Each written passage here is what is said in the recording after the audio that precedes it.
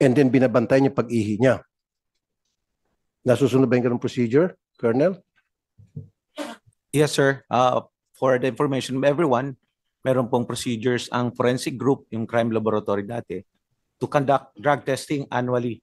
So tama sir yung sabi ni RD, 100% po ang aming drug testing. As a matter of fact, sir, our regional director, Police Brigadier General Kenneth Lucas, also conducted. Okay, nandun na po ako, sir, annually. Ang suggestion ko, dapat Yes, sir. pag sa Drug Enforcement Unit, quarterly and properly supervised, can we ask the NAPOLCOM people who are present to make it mandatory at random? Wag po yung, kasi alam ko naman na sinasabihan sila, oy, magkakaroon ng drug test mamaya. Natural, si police mag-absent. Hindi siya magda-drugs. Two days siya maglilib. After 2 days, clear na yung ihi niya. Or kuminsan, gagamitin niya yung ihi ng kanyang kasamahan. Urine, di ba? Urine lang yan. Yung paggamit ng ibang ihi, malabo mangyari yan ngayon dahil yung meron talaga nagbantayan doon sa CR habang umiihi sila. Okay. Di binabantayan talaga yun ng And may I suggest, Mr. Chair, kasi yung sa shabu, huwag ka lang gumamit ng ilang araw, burado na yung, clean na yung ihi mo. Why don't we use hair follicle test? Can we do that? Kasi pag hair follicle, alam ko, Mr. Chair, buwan months, matitration. Ano bang pinaka-technology na alam nyo sa crime lab na mas mabigat pa kaysa mas accurate kaysa Sir, currently, we are doing the drug testing using the urine because of the mass number of personnel that to be conducted. But we will further look for that. So what's available? Available sa crime lab aside sa anong available test ninyo for for a while, drug test? Oh. for a while, sir. May I talk with the chemist? Mga hari-hari nyo sa crime lab dyan. Sir, Yes. hindi nyo narinig yung hair follicle test? Ignorante po kayo doon sa technology na yan? Hair Sir, follicle test? Sir, Have you heard of actually, it, sir, may I ask my Oh, chemist come here? on. Forensic po kayo, sir. Hindi nyo alam. Have you heard of hair follicle test? Yes, sir, we have, sir. Okay. Kaya nga, kung narinig nyo yan, wala ba kayong ganong technology sa PNP na hair follicle ang itetest nyo, especially sa mga operatibo natin na nag-handle ng mga sensitive positions, tulad nitong Drug Enforcement Unit? Sinong hire sa'yo sa crime lab na may alam about hair follicle test? Available ba yan na technology sa crime lab natin? No? No, sir, actually. But No.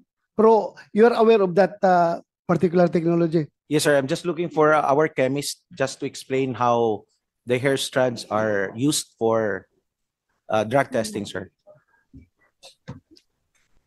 Okay, sige, Mr. Chair, nahirapan sila. Police Sige. Major Rosales, our chemist. Saan Okay. saan siya?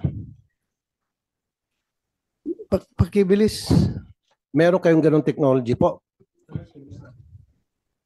Kung wala, it's about time siguro the PNP should acquire that kind of technology. Sa ngayon, ang pagkakalam ko, Mr. Chair, pinapadala ata sa abroad kasi we don't have that technology yet. Ang pagkakaalam ko po. Pero why don't we acquire that kind of technology? Bigyan natin sa NBI, bigyan natin sa PNP, bigyan natin sa PDEA para makatulong sa ating mga taga-law enforcement, di ba? Sa proseso ng pag-identify ng mga gumagamit ng drugs. Kasi alam ko hair follicle test, it goes back up to 3 or even 6 months. Yeah, Alam mo yan? if I may present Police Major Rosales, our chemist of forensic group, sir. RFU 48. Good morning, Your Honor. I'm Police Major Joanne Rosales, forensic chemist presently assigned at Rizal Provincial Forensic Unit in Taytay, Rizal. At present, Your Honor, hindi pa po ginagawa sa PNP forensic group ang hair follicle examination, but our good director gusto po niya na masimulan na magawa ang examination ng drug test using hair follicles.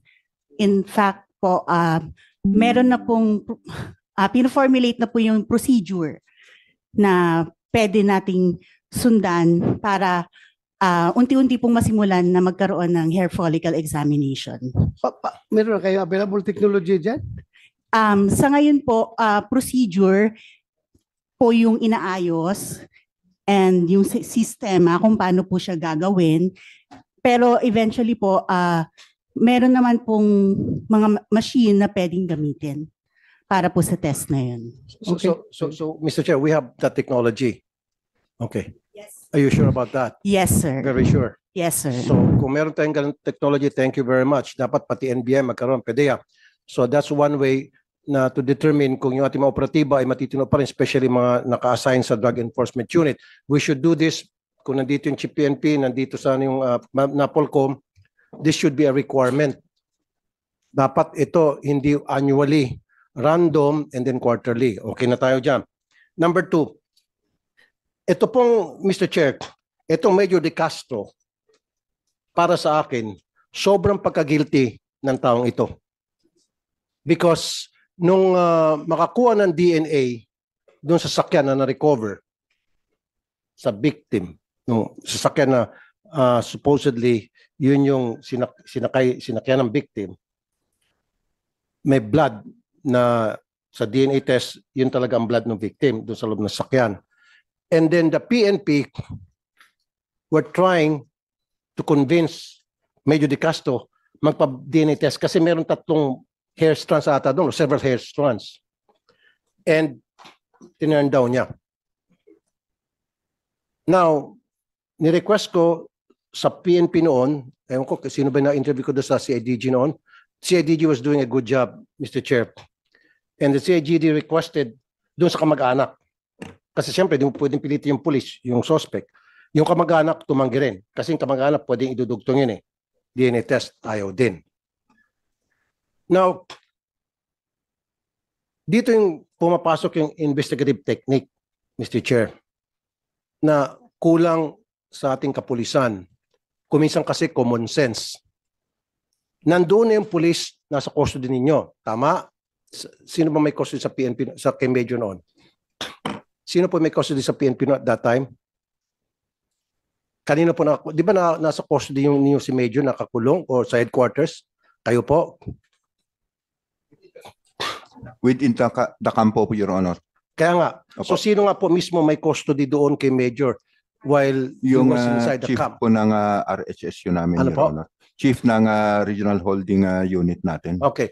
Now, when you were asking Major De Castro to provide a DNA of his hair or hair strand, and he said no.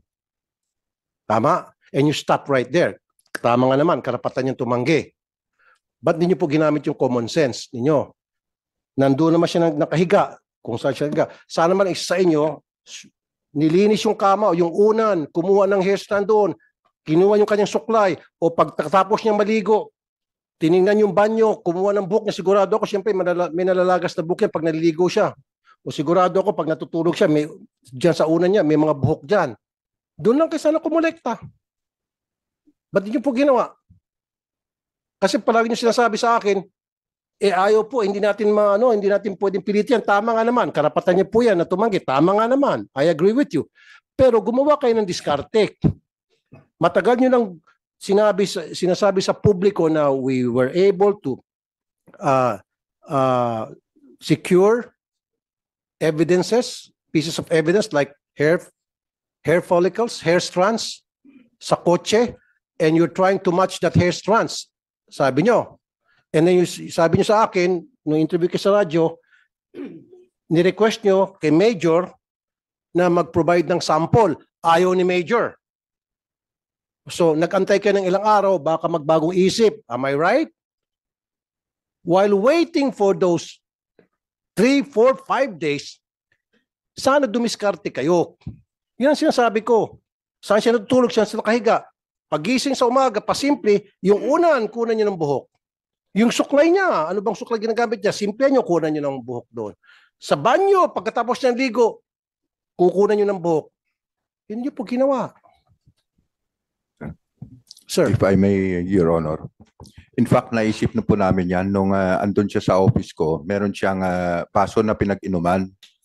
And yun sana yung gagamitin namin. However, when I consulted my legal officer, that evidence might not be admissible in court. Will not be admissible in court because I know that, Major General. I wala know pong that. consent, I know that for Your a Honor. fact, of course. Pero at least it will give you a guide na para kung saan nyo ifo-focus yung investigation nyo. Hindi na kayo mag-isip-isip na baka si Juan, si Pedro, si Mario ang suspect. At least pag ginawa nyo yun, tapos napatunayan na talagang siya pala ito, doon na kayo magpo-focus. Si Juan na talaga, wag na kayo maghanap ng ibang suspect kasi ito na si Juan based dito sa nakalap natin na ebidensya sa DNA. Di ba? And second, yung kape na ininuman niya, anong ebidensya po nakuha niyo sa sasakyan? Di ba hair strand? Oh, hair strand, coffee. Meron pong saliva dun sa baso po sir na pinag-inuman niya. So, pwede Pero, po sir, gamitin yun. Di ba may nakuha kayong hair strands doon? Sinabi niyo sa akin, di ba? Ilang pieces ho na hair strands? 3, 4? O di ba? So dapat, kung saan siya natutulog, doon sa kama niya, pagising niya, imposible walang hair strand doon, di ba? Senator, Anyway, gusto ni Senator Tulfo hair strand to hair strand. Pero pag DNA kasi, absolute yan eh. Oh. Kung DNA na makukuha sa hair strand at saka DNA na makukuha dito sa baso, magkaiba. the same, pareho lang yan. Kasi isa lang ang DNA ng tao eh. Kung anong DNA na makuha doon sa buhok at DNA na makuha dito sa iniinuman niya, mag-match yan. Pareho lang yan.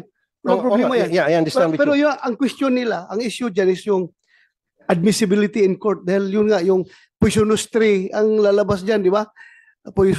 Yung poisonous tree doctrine na anything evidence na makukuha mo without the consent of the tao is magiging poisonous yan. Yung fruit of the poisonous tree. Yeah, fruit of the poisonous tree. Oh. Pero yan nga, I agree with you, Mr. Chair, na hindi natin pwedeng gamitin yung sa korte. I know that. Pero at least, mafo-focus nyo yung inyong investigation. Pero- Pag napatunayan base sa inyong pag-secure na walang court order halimbawa, at napatunayan yung ebidensya na ito nga pala talaga ang suspect natin, Pero then doon na kayo magfo-focus. Huwag na kayo mag-focus sa yes, iba pa. tama yun. Pero Your Honor,